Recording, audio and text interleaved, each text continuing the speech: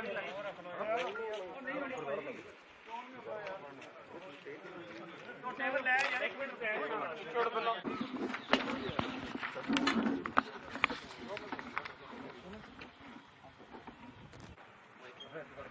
दिए जी।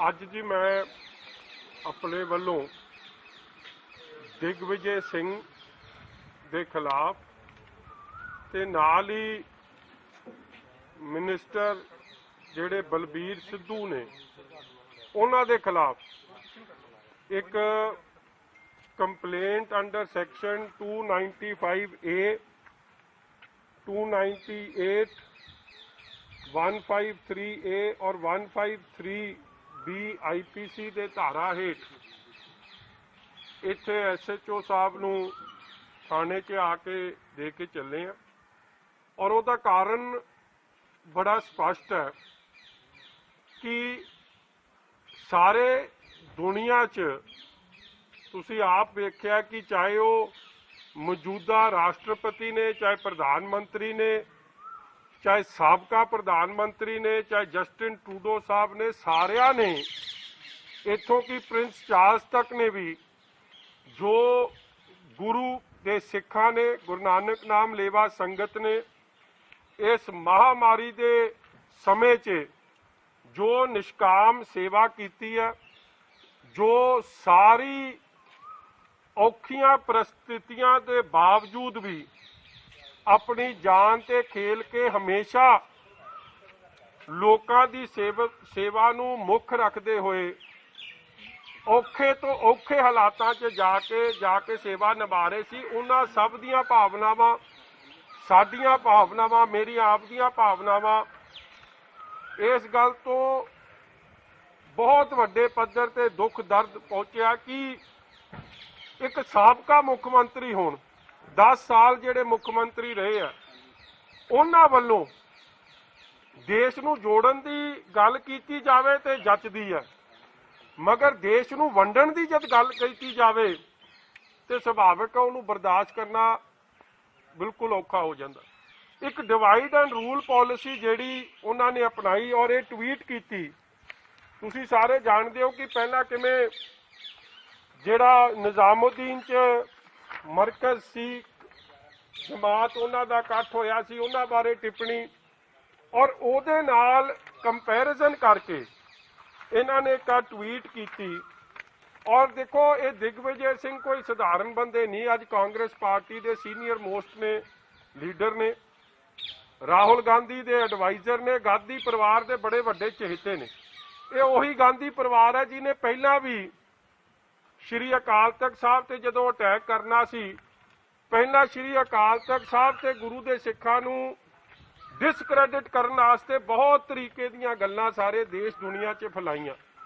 उही भावनावां नूं हुण लैके पैंडेमिक के समय च किसी दी मुश्किल नूं समझना हमदर्दी मैं कह सकदा सी, मगर हमदर्दी करन दी जगह ट्वीट की कीता और ये ट्वीट किया इन्होंने 3 मई नूं और ट्वीट करते हैं कोरोना वायरस करके Sikh pilgrims pose fresh covid threat in Punjab. फिर अगे कहते एनी कंपैरिजन विद तबलीगी मरकज, कहने का भाव कि जो एक कोरोना वायरस फैल रहा है पंजाब च ਉਹਦਾ कारण कौन बने, ਉਹਦਾ कारण बने आ गुरु के सिख जिहड़े तख्त श्री हजूर साहब।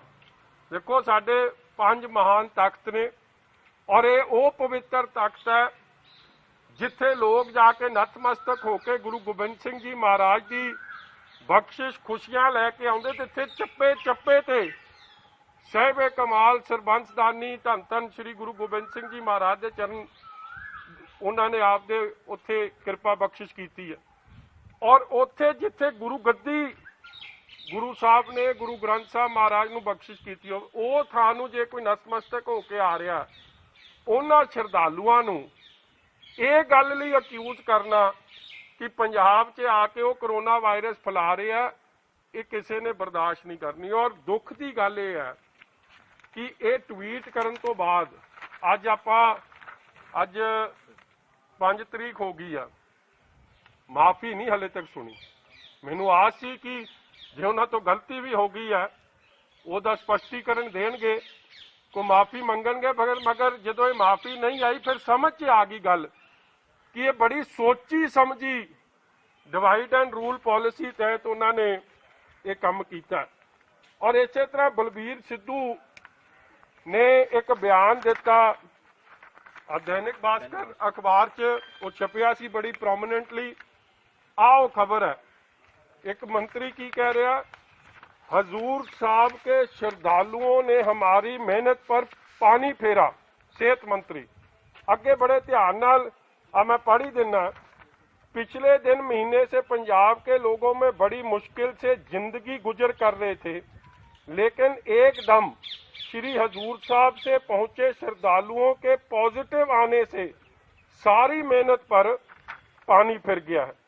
सूबे के कई शहर में जो ग्रीन जोन में थे वो श्रद्धालुओं के कारण ऑरेंज जोन में पहुंच गए हैं।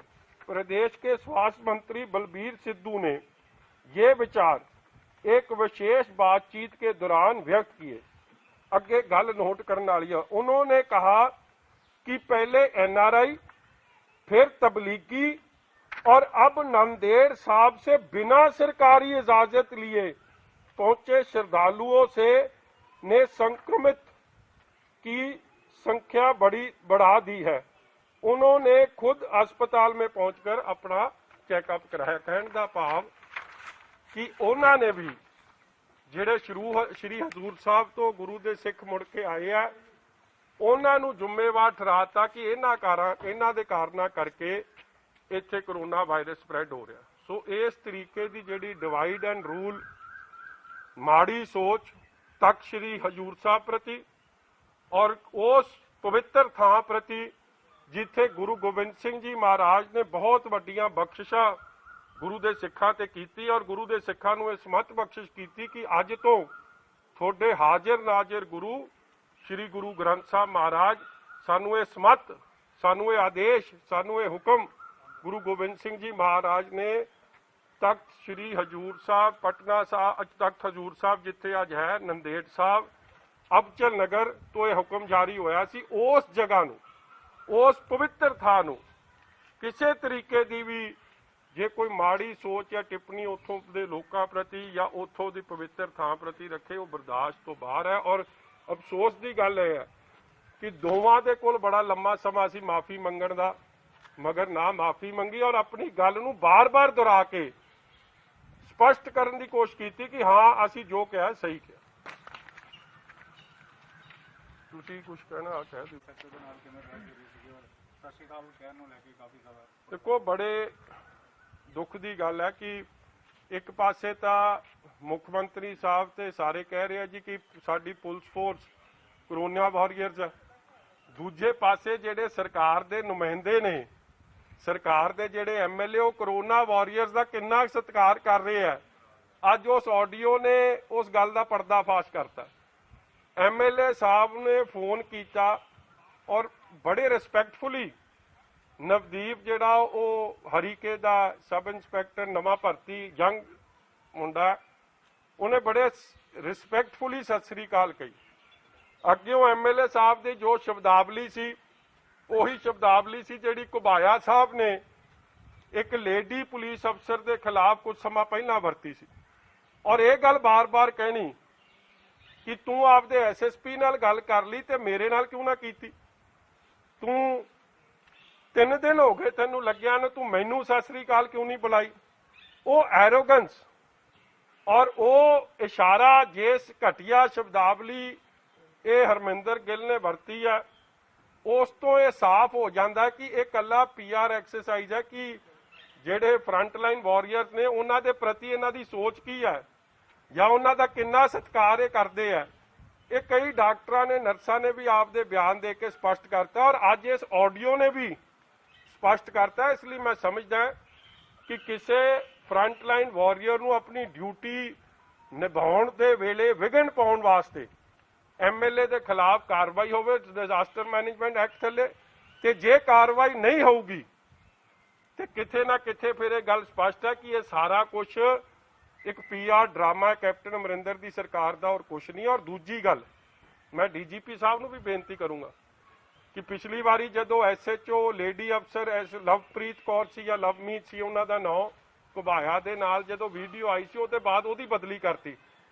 हुण बदली करोगे इहदी कि इहदे नाल खलोगे कि इत्थे ਉਹ ਬਿੱਲਾ ਫੇਰ ਲਾਉਂਗੇ ਜਿਵੇਂ ਆਈ ਐਮ ਹਰਜੀਤ ਮੈਂ ਹਰਜੀਤ ਹਾਂ ਜਿਵੇਂ ਤੁਸੀਂ ਮੂਵਮੈਂਟ ਚਲਾਈ ਸੀ ਤੇ ਅੱਜ ਬਿੱਲਾ ਲਾਉਂਗੇ ਕਿ ਮੈਂ ਨਵਦੀਪ ਆ ਜਾਂ ਮੈਂ ਨਵਦੀਪ ਨਾਲ ਖਲੋਤਾ। ਤੇ ਜੇ DGP ਸਾਹਿਬ ਨਹੀਂ ਲਾਉਣਗੇ ਫਿਰ ਸਮੂਚਾ ਮੈਂ ਅੱਜ ਬੇਨਤੀ ਕਰਦਾ ਕਿ ਜਿਹੜੇ ਇਨਸਾਫ ਪਸੰਦ ਨੇ ਜਿਹੜੇ ਪੁਲਿਸ ਦੇ ਸੌਖੇ ਸਮੇਂ ਤੇ ਉਹਨਾਂ ਦੀ ਮਿਹਨਤ ਨੂੰ ਸਤਿਕਾਰ ਕਰਦੇ ਆ ਫਿਰ ਅਸੀਂ ਸਾਰੇ ਰਲ ਮਿਲ ਕੇ ਇੱਕ ਦਿਨ ਜ਼ਰੂਰ ਆਪਦੇ ਇੱਥੇ ਇਹ ਬਿੱਲਾ ਲਾ ਕੇ ਉਸ ਨਵਦੀਪ ਨੂੰ ਸਤਿਕਾਰ ਦੇਵਾਂਗੇ ਜਿਹਨੂੰ ਸਤਿਕਾਰ DGP ਸਾਹਿਬ ਨੂੰ ਦੇਣਾ ਚਾਹੀਦਾ। ਜੇ ਉਹ ਆਪਦੀ ਡਿਊਟੀ ਚੋਂ ਭੱਜਣਗੇ ਪਿੱਛੇ ਅਸੀਂ ਉਹਦੇ ਨਾਲ ਖਲੋ ਕੇ ਉਹਦੇ ਸਤਿਕਾਰ ਵਜੋਂ ਸਾਰੇ ਮੈਂ ਨੌਜਵਾਨਾਂ ਨੂੰ ਕਹੂੰਗਾ ਕਿ ਨਵਦੀਪ ਦੇ ਨਾਂ ਤੇ ਜ਼ਰੂਰ ਸਤਿਕਾਰ ਵਜੋਂ ਆਪਾਂ ਇੱਕ ਦਿਨ ਉਹਦਾ ਬਿੱਲਾ ਲਾ ਕੇ ਗੱਲ ਕਹੀਏ ਮੈਂ ਨਵਦੀਪ ਸਿੰਘ ਦੇ ਨਾਲ। ਇਹ ਅਕਾਲੀ ਦਲ ਕਦੋਂ ਕਰੇਗਾ? ਦੇਖੋ ਇਹ ਮੈਂ ਤਾਂ ਪਹਿਲਾਂ ਆਸ ਕਰੂੰਗਾ ਕਿ ਇਹ DGP ਸਾਹਿਬ ਆਪ ਕਰਨ। ਜੇ DGP ਸਾਹਿਬ ਹਰਜੀਤ ਨਾਲ ਖਲੋ ਸਕਦੇ ਆ ਫॉर ਡੂਇੰਗ ਹਿਸ ਡਿਊਟੀ ਫਿਰ DGP ਸਾਹਿਬ ਨਵਦੀਪ ਨਾਲ ਵੀ ਖਲੋਣ। ਉਹਦਾ 24 ਸਾਲ ਦਾ ਯੰਗ ਮੁੰਡਾ ਹੈ ਉਹਨੂੰ ਵੀ ਹੌਸਲੇ ਅਫਜਾਈ ਦੀ ਲੋੜ ਹੈ ਉਹਦੇ ਨਾਲ ਵੀ ਖਲੋਣ।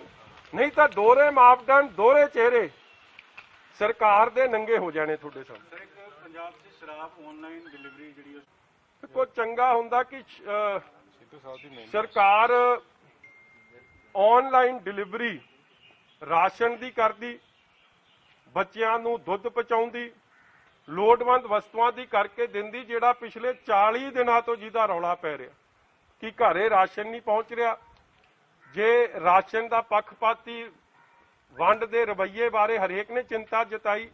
ਔਰ ਜੋ ਸੋਸ਼ਲ ਰਿਸਪੌਂਸਿਬਿਲਿਟੀ ਸਰਕਾਰ ਦੀ ਇੱਕ ਸੂਬਾ ਵੈਲਫੇਅਰ ਸੂਬਾ ਹੁੰਦਾ ਵੈਲਫੇਅਰ ਸਟੇਟ ਦੀ ਜ਼ਿੰਮੇਵਾਰੀਆਂ ਨੂੰ ਸਮਝਦਿਆਂ ਚੰਗਾ ਹੁੰਦਾ ਕਿ ਲੋਕਾਂ ਦੇ ਘਰਾਂ 'ਚ ਜਿਨ੍ਹਾਂ ਦੀ ਦਿਹਾੜੀ ਮਰ ਗਈ ਹੈ ਉਹਨਾਂ ਨੂੰ 6000 ਰੁਪਈਆ ਪ੍ਰਤੀ ਮਹੀਨਾ ਦਿਹਾੜੀ ਪਹੁੰਚੀ ਹੁੰਦੀ। ਜਿਨ੍ਹਾਂ ਨੂੰ ਬਿਜਲੀ ਦੇ ਬਿੱਲ ਪੂਰੇ ਦੇਣੇ ਪੈ ਰਹੇ ਆ ਮਗਰ ਉਹਨਾਂ ਦੀ ਆਮਦਨ ਕੋਈ ਨਹੀਂ ਘਰਾਂ ਦੀ ਬਿਜਲੀ ਅੱਧੀ ਕੀਤੀ ਗਈ ਹੁੰਦੀ। ਬਿਜਲੀ ਪਾਣੀ ਦੇ ਬਿੱਲ ਔਰ ਬਿਜਲੀ ਦੇ ਬਿੱਲ ਗਰੀਬਾਂ ਵਾਸਤੇ ਬੈਕਵਰਡ ਕਲਾਸ ਸ਼ਡਿਊਲ ਕਾਸਟ ਵੀਰਾਂ ਵਾਸਤੇ ਮਾਫ ਕੀਤੇ ਗਏ ਹੁੰਦੇ। ਔਰ ਉਸ ਤੋਂ ਬਾਅਦ ਕੋਈ ਸਰਕਾਰ ਕੁਝ ਹੋਰ ਕੰਮ ਕਰਦੀ ਤੇ ਉਹ ਫੇਰ ਅਸੀਂ ਕਿੰਤੂ ਪਰਿੰਤੂ ਨਾ ਕਰਦੇ। ਮਗਰ ਅੱਜ ਜਦ ਖਾਣ ਨੂੰ ਤਾਂ ਰੋਟੀ ਮਿਲ ਨਹੀਂ ਰਹੀ ਪੰਜਾਬੀ ਭੁੱਖਾ ਸੋ ਰਿਹਾ ਲੇਬਰ ਤੁਹਾਡੀ ਜਿਹੜੀ ਬੈਕਬੋਨ ਹੈ ਇਕਨੋਮੀ ਦੀ ਉਹ ਇਸ ਦਰਦ ਕਰਕੇ ਇਸ ਦੁੱਖ ਕਰਕੇ 1200 ਕਿਲੋਮੀਟਰ ਆਪਦੇ ਸਾਈਕਲ ਚਲਾ ਕੇ ਤੁਰ ਕੇ ਆਪਦੇ ਘਰਾਂ ਨੂੰ ਮੁੜੀ ਜਾਂਦੇ। ਅੱਜ ਵੀ 8.5 ਲੱਖ ਰਜਿਸਟਰਡ ਹੋ ਗਏ ਆ। ਜੇ ਇਹੀ ਧਿਆਨ ਇਹਨਾਂ ਉਹਨਾਂ ਦੇ ਘਰ ਤੱਕ ਰੋਟੀ ਪਹੁੰਚਾਉਣ ਨੂੰ ਲਾਇਆ ਹੁੰਦਾ ਤੇ ਅੱਜ ਉਹ ਪੰਜਾਬ ਛੱਡ ਕੇ ਆਪਦੇ ਘਰਾਂ ਨੂੰ ਵਾਪਸ ਨਾ ਜਾਂਦੇ ਔਰ ਪੰਜਾਬ ਦੀ ਇਕਨੋਮੀ ਨੂੰ ਵੱਡਾ ਹਿੱਟ ਲੱਗਣ ਤੋਂ ਬਚਾ ਰਹਿ ਜਾਂਦਾ। ਤਾਂ ਲੱਗਦਾ ਸ਼ਰਾਬ ਦੇ ਠੇਕੇ ਖੋਲ੍ਹਣੇ 1.5 ਮਹੀਨੇ ਤੋਂ ਹੋਮ ਡਿਲੀਵਰੀ ਹੋ ਰਹੀ ਹੈ ਰੈਗੂਲਰ। ਔਰ ਇਹ ਵੀ ਕਿਆਸਾਂ ਲਗਾਈਆਂ ਜਾ ਰਹੀਆਂ ਜਿਵੇਂ ਦਿੱਲੀ ਟੈਕਸ ਲਗਾਇਆ ਸ਼ਰਾਬ ਤੇ ਟੈਕਸ ਲਗਾਇਆ। ਦੇਖੋ ਪਿਛਲੇ 40-45 ਦਿਨਾਂ 'ਚ ਸ਼ਰਮਾ ਜੀ ਇਸ ਬਾਰੇ ਵੱਧ ਦੱਸ ਦੇਣਗੇ। ਇਹਨਾਂ ਨੇ ਆਪ ਸ਼ਰਾਬ ਦੇ ਠੇਕੇ ਤੋਂ ਸ਼ਰਾਬ ਵੇਚਦੇ ਲੋਕਾਂ ਨੂੰ ਫੜਿਆ ਔਰ ਕਾਂਗਰਸ ਦੇ ਲੀਡਰ ਠੇਕਾ ਨਹੀਂ ਜੀ ਪ੍ਰੋਪਰ ਇਹ ਦੱਸ ਹੀ ਦਿੰਦੇ ਆ। ਉਸ ਤੋਂ ਪਹਿਲਾਂ ਖੰਨੇ ਵੀ ਇੱਕ ਪਰਦਾ ਫਾਸ਼ ਹੋਇਆ ਸੀ ਫੈਕਟਰੀ ਚੱਲ ਰਹੀ ਸੀ ਹਰ ਤਰੀਕੇ ਦੀ ਸ਼ਰਾਬ ਬਣ ਰਹੀ ਸੀ ਮਗਰ ਉਹਦੇ ਪਿੱਛੇ ਅਸਲ ਕੌਣ ਸੀ ਉਹਨਾਂ ਤੇ ਕੋਈ ਕਾਰਵਾਈ ਨਹੀਂ। ਰਾਜਪੁਰੇ ਤੇ ਹੁੱਕਾ ਪਾਰਟੀ ਸ਼ਰਾਬ ਪਾਰਟੀਆਂ ਚੱਲ ਰਹੀਆਂ ਸੀ ਅਸਲ 'ਚ ਪਿੱਛੇ ਕਿਸੇ ਤੇ ਕਾਰਵਾਈ ਨਹੀਂ ਹੋਈ ਕਿ ਕੌਣ ਚਲਾ ਰਿਹਾ ਸੀ। ਆਫਟਰ ਆਲ ਇਹ ਸਾਰਾ ਕੁਝ ਸਿਆਸੀ ਸਰਪ੍ਰਸਤੀ ਤੋਂ ਬਗੈਰ ਨਹੀਂ ਚੱਲ ਸਕਦਾ। ਰੋਪੜ 'ਚ SDM ਜਿਹੜੀ ਮੌਕੇ ਦੀ ਡਿਜ਼ਾਸਟਰ ਮੈਨੇਜਮੈਂਟ ਐਕਟ ਥੱਲੇ ਏਰੀਆ ਕਮਾਂਡਰ ਹੁੰਦੀ ਆ ਉਹਨੇ MLA ਦਰਸ਼ਨ ਲਾਲ ਜਿਹੜੇ ਕਾਂਗਰਸ ਦੇ ਬਲਾਚੌਰ ਦੇ MLA ਉਹਦੇ ਭਤੀਜੇ ਨੂੰ ਰੰਗੇ ਹੱਥੀ ਸ਼ਰਾਬ ਵੇਚਦੇ ਫੜਿਆ। ਇਸ ਲਈ ਕਾਂਗਰਸ ਪਾਰਟੀ ਹੋਮ ਡਿਲੀਵਰੀ ਸ਼ਰਾਬ ਦੀ ਪਿਛਲੇ 40 ਦਿਨਾਂ ਤੋਂ ਕਰ ਰਹੀ ਸੀ ਮਗਰ ਹੁਣ ਇਹਨਾਂ ਨੂੰ ਕਿਹੜੀ ਗੱਲ ਦਾ ਇਹ ਕੀ ਕਾਰਨ ਹੈ ਕਿਉਂ ਕਰ ਰਿਹਾ ਮੈਂ ਸਮਝਦਾ ਕਿ ਇਹ ਮੌਜੂਦਾ ਹੈਲਥ ਮਿਨਿਸਟਰ ਸਾਹਿਬ ਜੇ ਕਿੱਥੇ ਲੋਕਾਂ ਦੇ ਹੈਲਥ ਵੱਲ ਵੱਧ ਧਿਆਨ ਦੇ ਦੇਣ ਆਪਣੇ ਠੇਕਿਆਂ ਵੱਲ ਘੱਟ ਧਿਆਨ ਦੇਣ ਤੇ ਬਿਹਤਰ ਹੁੰਦਾ ਚੰਗਾ ਹੁੰਦਾ।